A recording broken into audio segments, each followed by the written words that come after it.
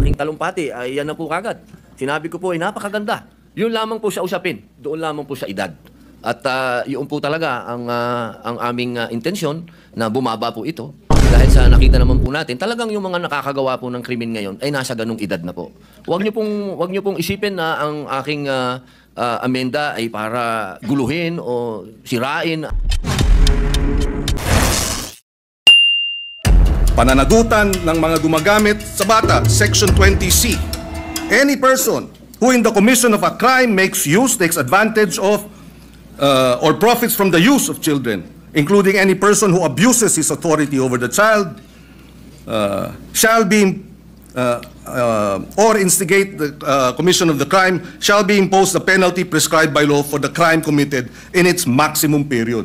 So kung ginamit sa droga, maximum sentensya sa usapin ng illegal na droga ang ipapataw dun sa mga magulang o sa mga adults, sa mga sindikato na gumagamit sa mga bata. Again, ihiwalay natin yung implementasyon ng batas. Kung mayroong mga kakulungan, dapat managot sila. Pero iba naman ang batas mismo.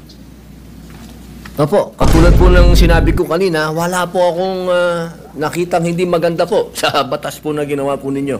Sa umpisa pa lang po ng aking talumpati ay yan na po kagad. Sinabi ko po ay napakaganda. Yun lamang po sa usapin, doon lamang po sa edad. At yun po talaga ang aming intensyon na bumaba po ito. Dahil sa nakita naman po natin, talagang yung mga nakakagawa po ng krimen ngayon ay nasa ganung edad na po. Huwag niyo pong isipin na ang aking amenda ay para guluhin o sirain ang honor ng batas po na yan. Hindi po. Ako po ay isang ayon dyan. Yung lamang pong provision na yun. Kailangan lang naman po talaga nating pag-aralang mabuti dahil sa ngayon po talaga aming ginagalang at mahal na Senador Kiko Pangilinan, iba po kasi ang pinanggagalingan natin. Kayo po ay magaling na abogado. Kayo po ay nasa, medyo ironic lang kasi kayo ang nasa posisyon ng akusado. Ako naman ang nasa posisyon ng biktima. Pero iisa lang po yung ating mithiin, proteksyon na ng mga bata. Bata. Opo. Pero yung mga nakagawa po ng mga heinous crime, hindi ko po talaga matatanggap na tatawagin nating mga bata itong mga ito. Tama po yan. At kaya nga nakalagay din sa batas, kung sila ay kumilos at magkaroon ng discernment at kumilos na parang mga tulad ng mga nasa hustong gulang na, from 18 to 15, dapat ditisin bilang mga nasa hustong gulang na. At yung 15 and below naman, pagka serious offenses, pwede silang mandatory confinement for a period not less than 1 year. Ibig sabihin, sila ay involuntarily confined for a period of not less than 1 year. So hindi tama pag nagkasala ng rape, ng homicide, ang mga minor de edad na ang edad ay 15 and below, sinasabi ng batas, mandatory confinement of not less than 1 year. Pwedeng maging 2 years, pwedeng maging 3 years, depende sa magiging pasya ng hukom. Pero hindi tama na sabihin, pagka 15, 14, 13, 12, nag-rape, dapat pakawalan. Labag sa batas yun. Ngayon, nais ko rin ipaliwanag at ilagay sa records po natin, narito si Senator Sherwin Gatchalian. Nung siya ay mayor, full implementation ng Juvenile Justice Welfare Law ang kanyang inimplementa. At naalala ko na 70%, if I remember right, nung mga nabigyan ng pangalawang pagkakataon dahil nagkasala na diversion program ay nanumbalik sa normal na buhay at nagkaroon na ng maayos na pamumuhay. In other words, nais din natin malaman pagdating sa committee hearing, dito sa batas na ito, ilan ang mga nakinabang at nagkaroon ng pangalawang pagkakataon at nagbago ng buhay. Dahil yun naman ang kabila nung sinasabing benepisyo at kahalagahan ng batas na ito. Dahil kung wala ang batas na ito, lahat ng mga nagkasala, diretso sa kulungan, kahit 9 years old, at isasama sa mga hardened criminals. Pero dahil sa batas na ito, hindi na hinahalo sa hardened criminals, sila ay inilagay sa isang diversion program. And Senator Win Gatchalian, in fact, I remember during the debates in his first term, was supportive of adding budgetary support for the full implementation of this law. Kaya we welcome this opportunity to debate this dahil dalawa ang punto rito. Merong mga biktima na dapat talagang tugunan at bigyan ng suporta dahil sila ay biktima ng mga nagkasalang minor de edad. In fact, on record, may pananagutan ang DSWD sa mga pamilya ng biktima. Nakalagay yan sa batas na kinakailangan bigyan ng assistance, counseling ng DSWD ang pamilya, kamag-anakan ng mga naging biktima ng karumal-dumal na krimen at iba pang mga kriminalidad na kilos ng mga minor de edad. And therefore, we welcome this opportunity na magkaroon talaga ng diskusyon, makita ang maganda sa batas, makita ang kakulangan sa implementasyon, at tingnan din natin itong usapin ng lowering of the age. Ako, ang punto ko, palagay ko, masyadong mababa ang 10 years old. Although even if you're 10 years old, again, uulitin ko, at ikaw ay nag-commit ng rape, minimum 1 year mandatory confinement. Pwedeng ma-extend dahil yan naman ang sinasabi ng batas. Ako po ay naliligayahan sapagkat kayo po ay bukas sa debate at pagdiskusyonan. Yan naman po yung lagi naman natin dito yan sa Senado. Tayo'y open sa kahit anong amendment, sa kahit anong gusto nyo pong gawin. Ang kailangan lang po natin talaga, katulad po nung sinabi ng aking talumpati kanina, kailangan po itong marinig, kailangan itong pag-usapan, kailangan ang mga biktima ay marinig din sa komite. Kung ito po ay pag-uusapan na sa komite ni Senator Alan Peter Cayetano, mas maganda din po na marinig din sila. Alam nyo, mahal na kaibigan, Senador Kiko Pangilinan,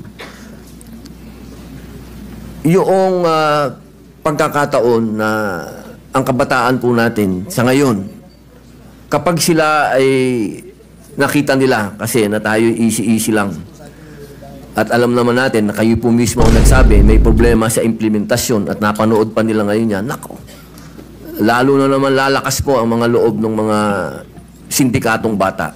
Ako po'y kanina, habang nag-uusap po kami ng aking legis, sabi ko sa kanila kanina, alam niyo kung yung mga brilliant mind na mga criminal minds na yan, kung ito ay kanilang i-exploit, talagang mag-aalaga ka talaga ng mga batang wala na sa kanilang pag-iisip.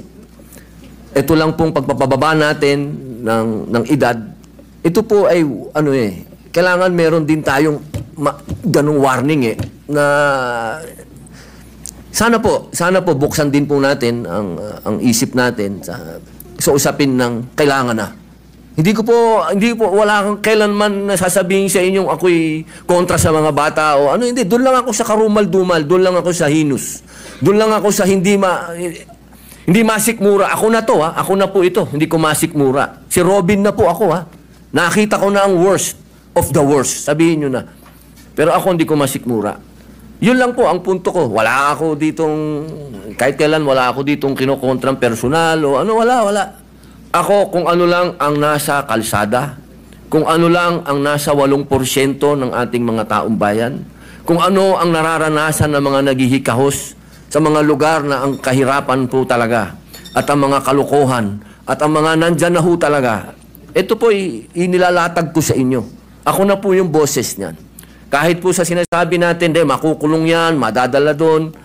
Alam nyo, ang isa ho dapat natin pinag-uusapan kung magkakaroon tayo talaga ng youth detention center. Kasi ako po talaga, patawarin nyo po ako, kung itong mga gumagawa ng ganitong kasalanan, hindi po yan pwedeng hindi mangulungan.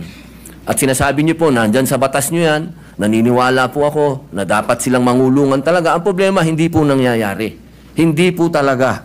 At yaan po ang nangyayari sa ground. Narinig nyo naman po ang sinabi din ng ating kasama ni si Senator Raffy, talaga pong may problema sa implementasyon. Kaya sana po kapag tayo po ay nag-hearing, nag-usap-usap, wag po nating isipin na yung batas po ninyo ay... Hindi po, never ko po yung gagawin, sir. Never.